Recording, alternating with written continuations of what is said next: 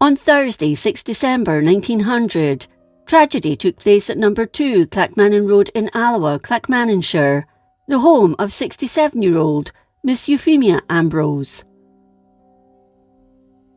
Miss Ambrose's nephew, James Ambrose Robertson, had arrived at her house around 3 o'clock that afternoon from Edinburgh, joining her and Charles Gray, a cousin who lived with her.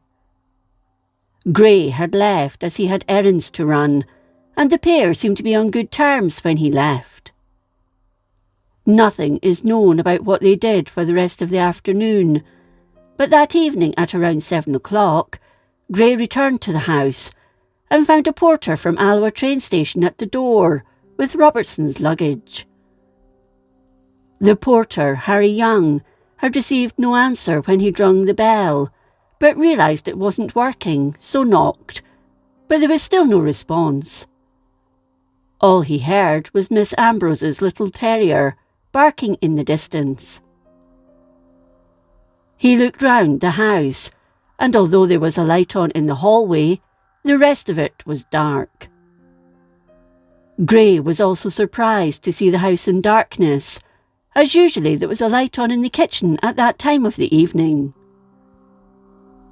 Once entry to the property had been gained, Miss Ambrose and her nephew were found dead in or near the kitchen. Miss Ambrose was found in a bed under bed covers in a small apartment just off the kitchen, while Robertson was found on the top of the counterpane. Neither had any marks on their bodies, and it was quickly suspected the young man had poisoned his aunt, then had taken the poison himself in a murder-suicide. Robertson was a chemist. He lived at Dudley Crescent in Leith, although both he and his aunt had originally come from Fraserburgh. During that summer, he'd been an inmate at Morningside Asylum, but he'd been discharged as it was believed he'd been cured of his mental ailment. Over the years, the 30-year-old had set up several businesses. He'd used the advertisement, "Got a headache? Come to Robertson and he will cure it."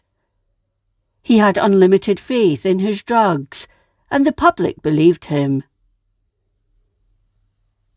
Riding high on success for a time, he was described as happy, warm-hearted and kind. After his aunt had left Fraserburgh, his mental health suffered, so he followed her south. Miss Ambrose had been complaining of feeling unwell, so is it possible he made up a remedy, but put the wrong ingredient in and poisoned her? Or was it a deliberate act, due to another relapse of his illness? The police suspected it was murder.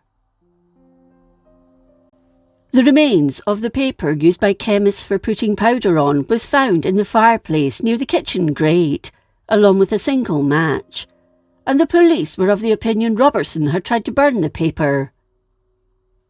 Examining it further, the paper had in fact been burned twice, presumably as when touched by a match, it having gone out. A couple of empty glasses that had been recently used were found near the bodies. In one of them, a white substance remained, while there was none in the other. Any vial containing a poisonous substance wasn't found. Robertson's body was searched, where £5 was discovered, but there was no indication of him carrying any kind of drug. On the kitchen table lay 2 envelopes.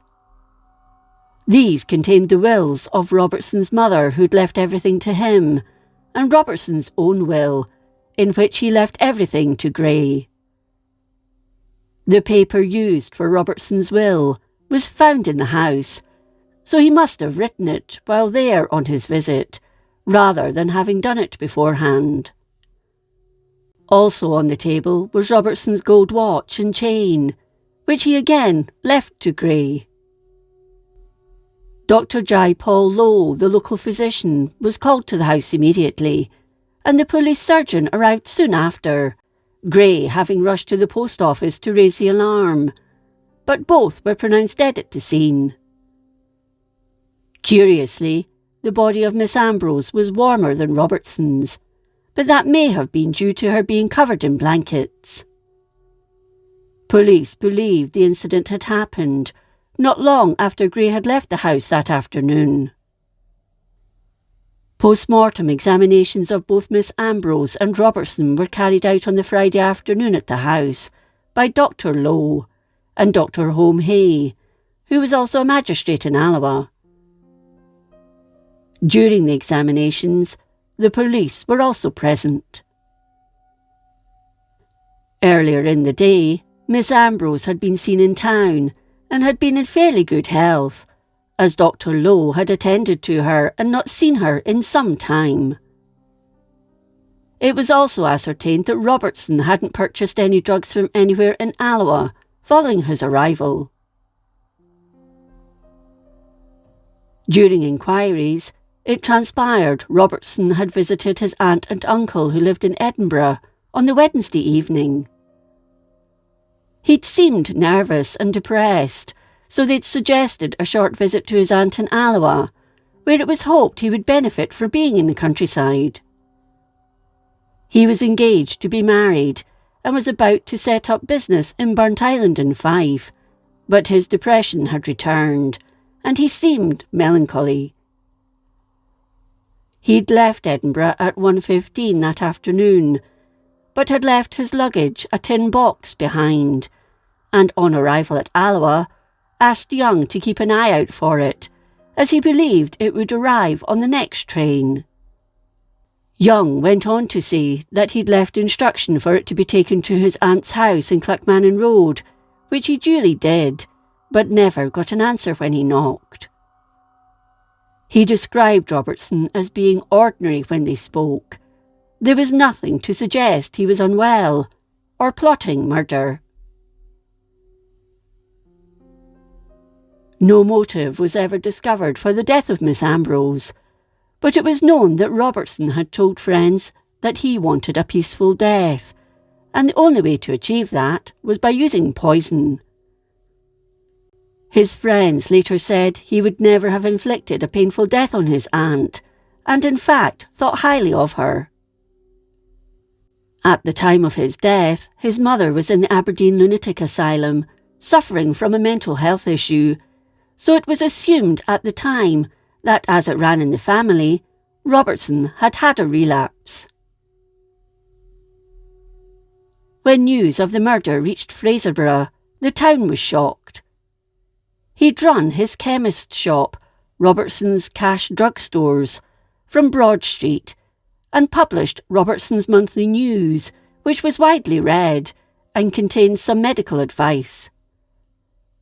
He was popular with the fishing community, and during one herring season even opened a shop in Shetland.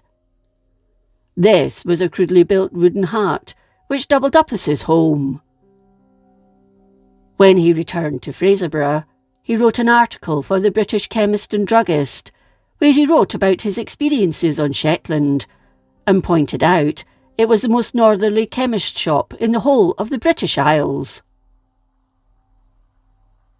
His aunt had lived with him and had acted as housekeeper, but speculation was rife about their relationship. She saw him as a son, and he her as a mother figure, but when she decided to move, it left him with a decision to make. He shocked his friends when he announced that he was selling the business and leaving the town in 1897. After a stint at Burnham in Perthshire, he moved back to Fraserburgh in 1899, staying at Memsey before leaving for the capital.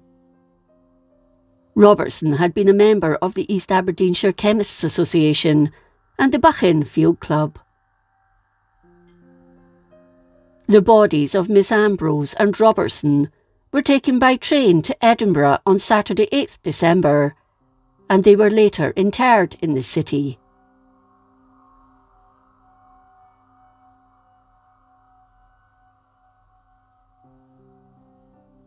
If you enjoyed this episode of Scotland's History, Please like, comment and subscribe.